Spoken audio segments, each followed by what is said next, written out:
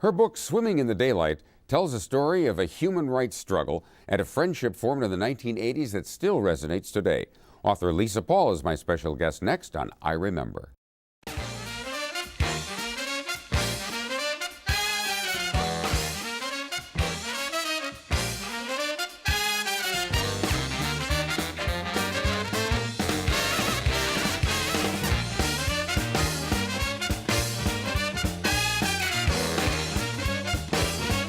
Hi, I'm Jim Peck. Welcome to I Remember. Joining me tonight is attorney Lisa Paul. Before she pursued a career in law, she graduated with a major in Russian area studies. Now she's written a book about a special person she met while living in Moscow in 1984. Take a look. Lisa Paul first visited the Soviet Union in 1982 as a sophomore in college. She returned the next year to work as a nanny for an American family in Moscow. In 1984, she met Ina Maiman, a Soviet Jew who became not only her Russian language tutor, but a friend who taught her so much more. Ina and her husband Naum were refuseniks, both having been denied permission to leave the country. An esteemed mathematician, Naum Maiman had been part of the Moscow-Helsinki Watch Group, a human rights organization founded in the 1970s. Ina had lost her job as an English professor when she applied for an exit visa. After she became ill with cancer, she was still not allowed to go abroad for medical treatment. In 1985, back in the U.S., attending the University of Minnesota, Lisa Paul wanted to help Ina. She reached out to politicians and the media, and even went on a 25-day hunger strike to draw attention to her friend. Ina finally received permission to go to the U.S., and Lisa was there for her arrival in early 1987. Ina Maiman lived to see her freedom, but her cancer had advanced and she died 3 weeks later. Naum Maiman was not allowed to emigrate until 1988 and chose to live in Israel. In a visit to the U.S., he reunited with his daughter, Olga, who had lived here for many years. And Ina's son, Lev, would also emigrate to raise a family in Israel. Lisa Paul will never forget Ina, who fought for human dignity during the Cold War. She tells the story in her book, Swimming in the Daylight: An American Student, a Soviet Jewish Dissident, and the Gift of Hope. Lisa, I don't think I've ever talked to someone before who went on a hunger strike, and I don't mean to trivialize it, but what does it feel like? Do you get hungry? How do you prepare yourself, and how do you stay healthy? Well, I had spent a great deal of time preparing for it, even making this decision, and it was a very prayerful and spiritual process, so I felt prepared in that sense, and then I had some advice on how to physically prepare for it, and started 3 weeks in advance of stopping eating by eliminating certain foods from my diet. And my approach also was to just take it a day at a time and see whether it was too difficult or not. And fortunately for me, the physical part of it was not challenging at all. I was very busy each day trying to publicize Ina's plight and get attention to what I was doing, and that sustained me. And one day led to the next. Now, I assume you don't just stop eating everything and stop drinking everything. Correct. So what sort of regimen do you follow? Well, 3 weeks before I intended to stop eating, I eliminated meat products from my diet, and and then just gradually eliminated more and more things, so that the week, a couple days before my fast, I was just down to maybe soup and light food products, maybe liquids, and I did take fruit juice and vitamins during my fast, but I also eliminated caffeine like 2 or 3 weeks before I stopped eating, and that's to release those kind of toxins that are stored up in your system that can cause headaches and other the digestive system. By allowing it to slow down gradually, I wasn't overwhelmed by what we typically experience if we miss lunch on a certain day. So it was really, the first day not eating was pretty uneventful for me in terms of a physical reaction. Why did you do it? I did it because I was trying to determine and find a dramatic action that would call attention to me, so I could call attention to Ina's plight. It was also a vehicle of protest. I was a senior at the University of Minnesota. I did not have a lot of resources, money, time to do something other than taking some personal action. And I thought of that idea, and as I said before, I really took time discerning it and thinking about whether that would be something that I could do and that would be effective. You made reference to Ina. We should tell people who Ina was. Ina was my Russian language teacher when I lived in the Soviet Union. I met her in August of 1984. I did not know a lot about her background when I met her. I was interested in studying Russian. And as our friendship developed, I learned that she had cancer and was married to a very well-known human rights activist in the Soviet Union, Noam Maiman. And because of his notoriety in the West, she had been invited for medical treatment abroad and was denied a visa by the Soviet government to travel to the West for treatment. They were refuseniks, and there's probably a whole generation now of people who've grown up since the Cold War who don't know what that term means. What is a refusenik? A refusenik was a Soviet citizen who applied for a visa to immigrate from the Soviet Union and was denied permission to do so. And then they really kind of became non-people, didn't they? That's right. More, probably without exception, they were dismissed from their jobs as they were seen as, sort of traitors to the Soviet government, and were not allowed to, pursue their livelihood. Were there many of them in Russia? There were. So it was quite an impressive number of people that were sort of caught in limbo and trying to survive in Moscow, really without an income. And without the ability to do so. How did they do that? Were they able to find jobs? Well, I think in part this community relied on each other. And Ina, they used her skill as she had been a professor of English, and so she was making some money teaching Americans in Moscow. People like you. Yes. And so I think in general that community survived in part by barter system and also by the support of their friends and relatives. Was the barter system considered black market, and if so, was it dangerous? No, I don't think the barter system was necessarily considered black market. Just trading services and providing what you might be able to offer in exchange for what somebody else has. I don't think that was considered black market. What was life like for the average Russian at that period? We're talking mid-'80s. Right. I think it was pretty difficult. I mean, there was often shortages of goods. I remember when I was studying Russian, and the time that the average Russian woman would spend in a line every day. I mean, there were separate stores, so you had to go to one store for your bread, maybe another store for dairy products, another store for meat products, and then the whole issue of clothing and other goods. And so there was an enormous amount of time commitment each day for just basic provisions. And then, the full-time work and commuting to and from that job by public transportation was time-consuming. So it was, it was a difficult life. Was it easy for you to meet people when you were in Moscow, or were they very wary of you? It was, the people that I met and became friends with were through other friends, and Ina is a prime example of that. I got her name and number from an American nanny that I knew the year before, my first year in Moscow. And so basically it was somebody had met a Russian, or a friend of theirs had met a Russian, and it was by word of mouth. I didn't ever befriend somebody that I met, out in public, and I often didn't have much small chat or small talk with Russians when I was out and about in Moscow. Was that because you were wary, or because you didn't want to endanger them? Well, I think it was, it wasn't because I was wary, it was just people kept to themselves. Did they think you were a spy? I don't know if the average Russian felt that I was a spy. They were generally, I can say without exception, in conversations I would have in public, whether it be, on the metro or on a bus, and if somebody found out I was an American, the reaction was always very pleasant and warm.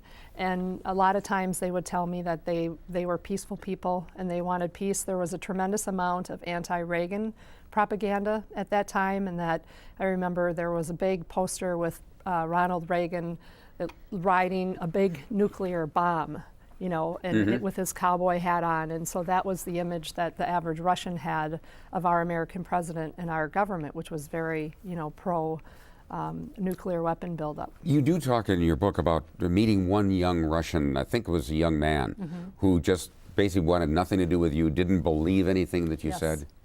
Yeah, that was a little bit surprising because I hadn't, I think that's, you're talking about Alosha. Yes, Yeah. that's and, the name. Yeah, and I met him through another American friend. So he wasn't a personal friend of mine, but he seemed to very much be a mouthpiece for official Soviet propaganda and the official Soviet, system. And that was not something I had encountered before. It must be very difficult to hear those things said about you and your country. And at the same time, you're not trying to start a deep argument with someone. Right. I mean, and of course, as an American, I'm used to and was raised to really engage in dialogue and speak my what I believed and what my opinion was. So that evening was a lively conversation. How free were you to move around in Moscow and in Russia in general? I was very free to move around the city. My travel was limited to a certain radius around Moscow, so I can't remember exactly if it was 26 kilometers, and then I would need a visa to travel outside of the city. But day to day and, my travel was pretty free and unfettered. And what got you to Russia to begin with? I had a class my sophomore year in college about European history with a section on Soviet history that interested me, and then just by chance the next semester there was an opportunity to participate in a Soviet studies semester at St. Cloud State University of Minnesota, and I did that. That was a 6-week study and a three-week trip to the Soviet Union, and that really ignited my interest, and I declared a major in Russian area studies in the fall after that trip. And then just the next spring, in my Russian language class, I learned of the opportunity to be a nanny for an American family in the Soviet Union. How fluent were you in Russian? I was, I could carry on a conversation. I definitely, my second year, improved a great deal. When I came back from the Soviet Union, I had just studied first year in college, and I think I skipped a year, so I tested into third year. I studied Russian with Ina, but that was, a lot was conversation, and when I So you lived became there, pretty fluent. I became pretty fluent, yes. Говорите ты по-русски? Oh, немножко. That unfortunately is the only Russian I know, which I think says, do you speak Russian? That's what it says. That and I think you've stolen the red pencil box of my aunt. It's something like that they teach you. Yes. How were you looked at by the Russians of your own age? Were you this sort of magical person from another country, or were you just Lisa? I think it was more magical. They were fascinated with, I write about my friend Gary in the book, and it wasn't so much my possessions. It was really more about what American life was like, our music, our culture, and so I was very much, there was a very pleasant and interested reaction to me being from America. Was Gary the one you thought of marrying? He was, yes. Talk about that a little bit, because it wasn't somebody you were in love with. I was not in love with him, and I was really more taken by the fact that he was 19. He reminded me a lot of my younger brother. I hope you didn't tell him that. That's not romantic. And he just felt like he had no future there. He he was involved in the black market, so he was, approaching people from the West every day and buying, their possessions. What did he want to buy? He would buy, literally you could be offered on the street to sell your tennis shoes if you had a Walkman or Really? a jean jacket, anything. Now that wasn't legal though. He could have gotten in wasn't trouble. legal. And then he would buy that though and sell it on the side, to Russians. So, but I was really taken by him feeling like he had absolutely no future there. And, I thought, well, maybe if I married him and gave him the opportunity to come to the West, he would have more of a future that he wanted. I had the feeling from the book that you never really talked to him about it. Is that right? That's correct. Right. Would it have come as a big surprise? It probably would have. And Would he have said yes? I believe he would have. I wasn't, as I write about in the book, there were so many factors that went into the decision. It wasn't my own decision to make. If I had done that, it would have jeopardized the American family that I lived with. It could have jeopardized the Caterpillar Tractor Company office that he Paul worked for, ran. yeah. And so it was, you know, and I talked to Ina about just being burdened by that decision because it wasn't what I was used to. In other words, it wasn't a decision that I was free to make. There were other considerations to factor into it. And she had a comment about that.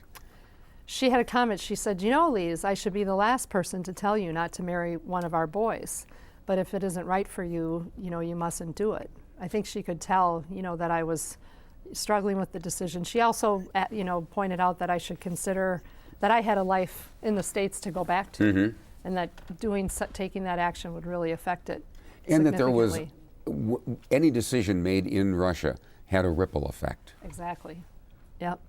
And it could affect all kinds of people, as you mentioned, with the people for whom you were working. Right. What was it like to be a nanny in Moscow, by the way, in 1984 and 5? Well, it was great in the sense that the family that I was with was terrific. And so I think, you know, whether it was Moscow or Beijing or, you know, Milwaukee, it would have been a pleasant experience. And I had the comforts of home because the apartment I lived in had been modernized and furnished by Caterpillar company from the West. So, you know, I had a microwave and a dishwasher and a lot of the comforts of home. Which sounds very, very common to us, but it really was again magic for your friends. Right, right. I mean, their apartments were nothing like that and had none of those modern day, you know, the dishwasher or the microwave or washer and dryer even.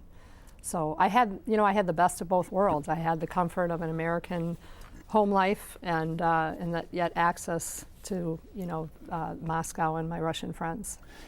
And you could shop in stores that they couldn't get into. Exactly. There were stores that only accepted foreign currency.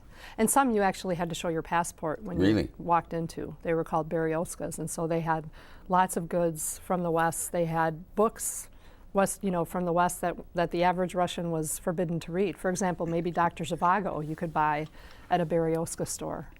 But you sure couldn't buy it in a Moscow. Right, exactly. You told a wonderful story dealing with a book. The book was 1984.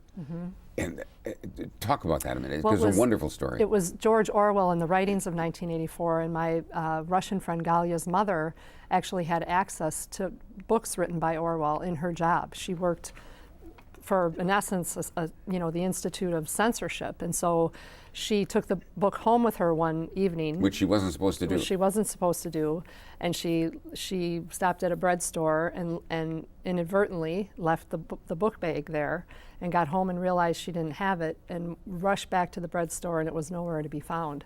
And when I went to see Galya that night, there was this tenseness in the air that I thought something really something bad has happened. And when she told me the story about a book, at first I thought, yeah, so it's a book. Okay, so you lost a book, this American reaction, but it would really put her mother in quite a bit of jeopardy and danger, because had she not returned the book, it would have been obvious that it was her responsibility. I think she was one of the few that would have had access to it.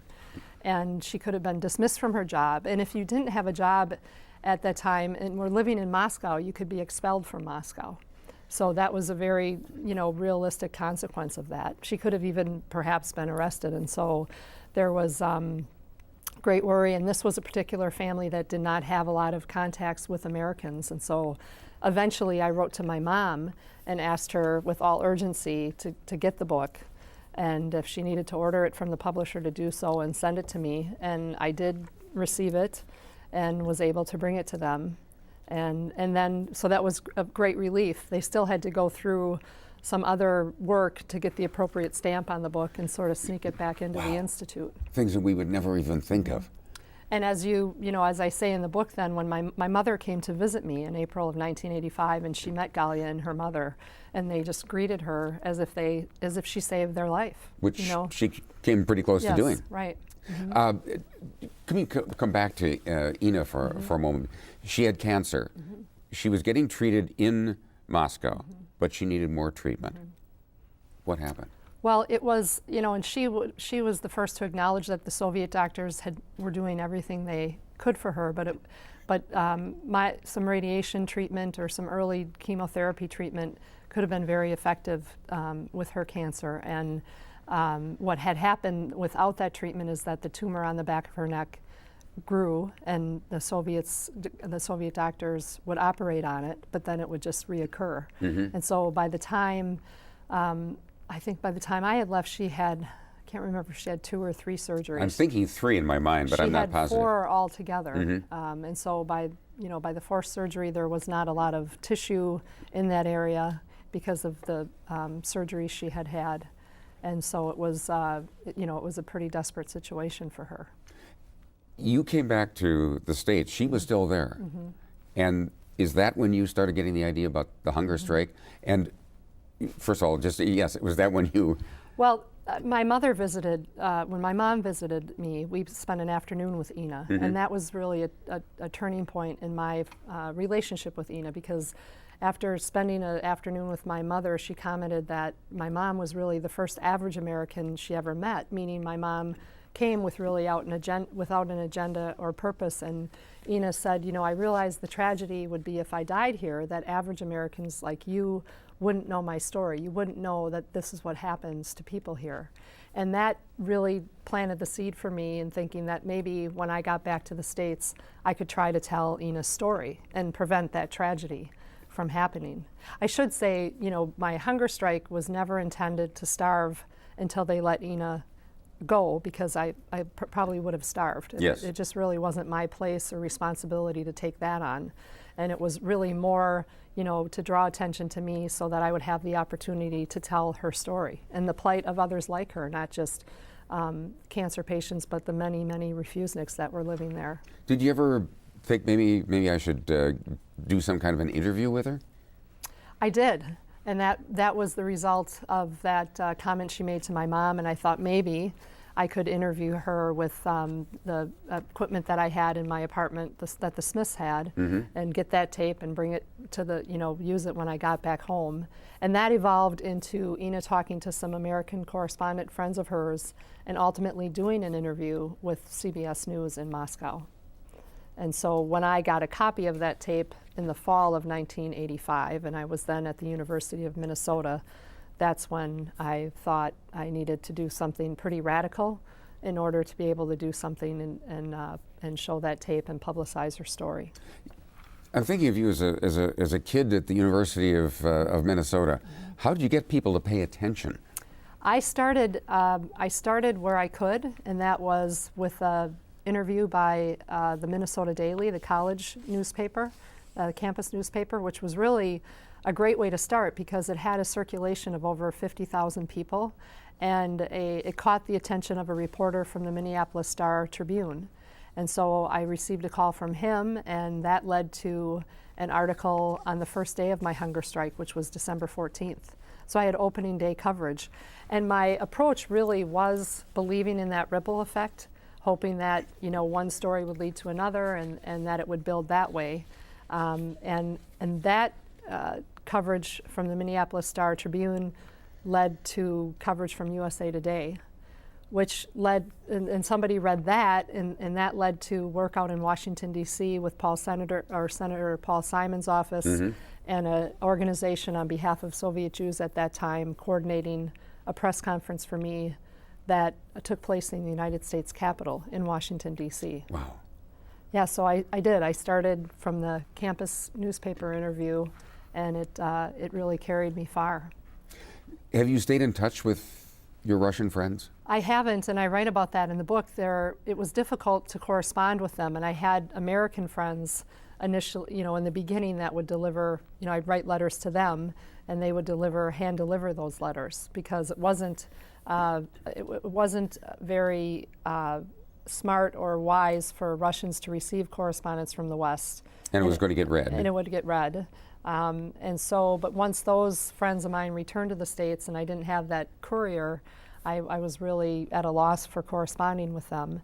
And then when I got so active on Ina's behalf here, I was even reluctant to call them.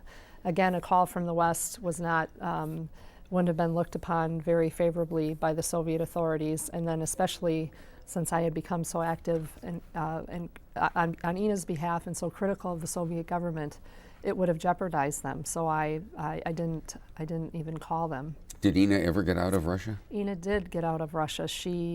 Senator Gary Hart here was very active on her behalf, and was able to meet with Gorbachev in December of 1986. And that led ultimately to her getting a visa in January of 1987. They would not issue a visa to her husband to travel with her. You know, and by then her illness was quite advanced, and it was you know, a big decision to make whether she even had the strength at that point in time to travel to the West. And she was realistic in that maybe this life-saving treatment wasn't available to her anymore, but she was very hopeful that in her coming here it might open a door for her son to immigrate, which it did. He immigrated to Israel 4 months after she passed away.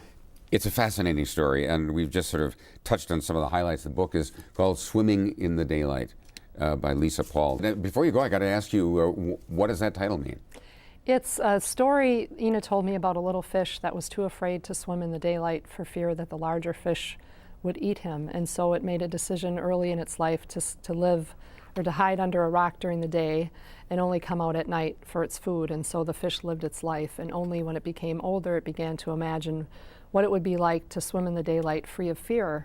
And the fish dies really before realizing that dream.